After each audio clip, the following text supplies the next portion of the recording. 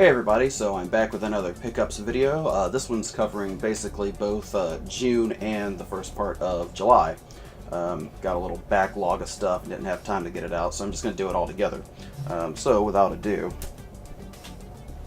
first things first, recently went on a trip to Goodwill and got a fat PS2, and I've tried this out, having some difficulty with getting the lid open, so I'm going to take it apart and get that fixed. Not too big of a deal. Other than that, it works perfectly, and once we get that taken care of, then I'll have some options to do some other things with it. So that's pretty cool. Also got an Atari Flashback, which got, I've already done a video about the Atari Flashbacks, but this is version 5. So this was the one that came out back in 2014, and it came with the power cable, but not any controllers. That doesn't deter me though, because slowly over the years I've sort of been amassing a collection of miscellaneous odds and ends that go to various systems, different accessories and whatnot. So like, let's say for example I'm in a Goodwill and I see like a power brick that goes to a Wii, but I can't find the console that it goes to. If it's cheap enough, I'll go ahead and buy that, because I know in the future I'm going to come across a Wii console that does not have any of its wires or anything, no AC adapter or whatnot. So it's a good investment occasionally to build up a small collection of loose odds and ends, especially if you want to put together whole consoles that you plan to do other things with other than just keep it for yourself. Like, let's say you got a friend that you want to trade with or whatnot. It's good to keep a few odds and ends laying around to put things together. So something like this, it doesn't deter me. I know that I've got controllers laying around. So let's see, next up, this is, well, it says Xbox 360. It's actually the HD DVD drive that goes to the Xbox 360.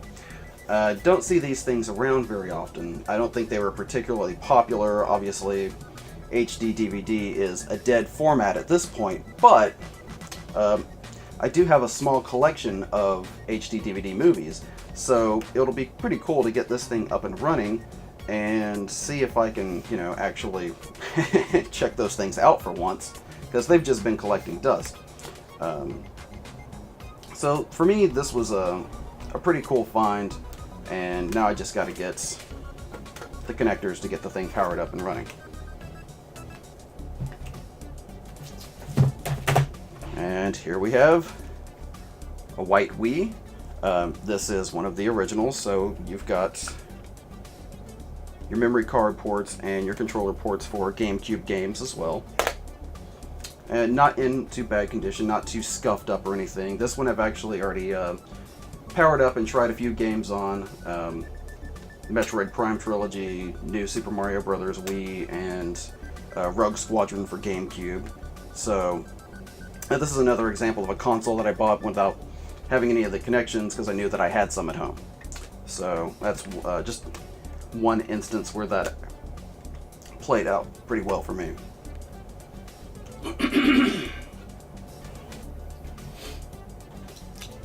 And here we've got a small Namco TV games.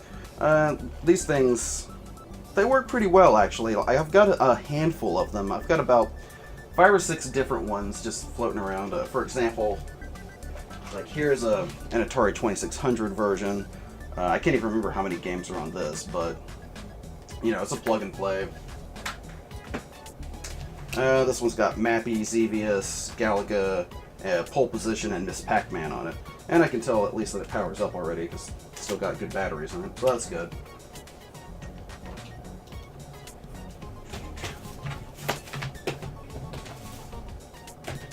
Alright, so moving on to games, we've got the Greatest Hits edition of Legacy of Kain: Soul Reaver. which is one of my favorite games on the PS1, and I've done a video about it. If you haven't seen it, go check that out. Let's see, we have the Disney Tarzan, based on the movie, which is not one that I've played, but I imagine it plays similarly to all the other Disney, film to game versions. We've got Gunfighter, The Legend of Jesse James. I've never heard of this game, and I'm willing to bet most people haven't, but it seemed, for $1 or whatever I paid for it, that it was worth it, of the old PlayStation collection there. Next we've got Animal Crossing City Folk for the Wii. This is one of the ones that I got from Goodwill the other day. This was, like $1 or something. And then, just because, whatever. iCarly 2. I joined the clique. I don't know what the hell this is. But at one point, apparently, it looks like it was $40 and then was marked down to $30. And it's an Activision game, so, there's somewhat of a hallmark of quality, I suppose. Let's see. What next? Okay. I've got Metal Gear Solid 4 for the PS3, and this one was $1.45, so that was pretty good. And I've got Darksiders, which I've heard good things about, but I've never actually played. That one was also $1.45. And here we've got FIFA 16 for the Xbox One. I don't know what the story behind this is. Obviously, at one point it was $10 marked down somewhere, and then they just wrote $1 on it, which goes to show you just how much and how quickly sports games depreciate in value, because they come out with a new one every year, so everybody wants the latest and greatest, and these things fall by the wayside. Even when it's still sealed, they couldn't sell this thing for $1.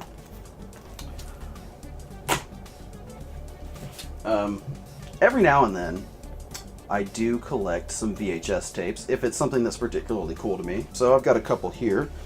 These are both of the British series Red Dwarf, which I've got the DVDs of some of the seasons, so this was just neat to see, because I haven't actually come across any of the VHS copies of this.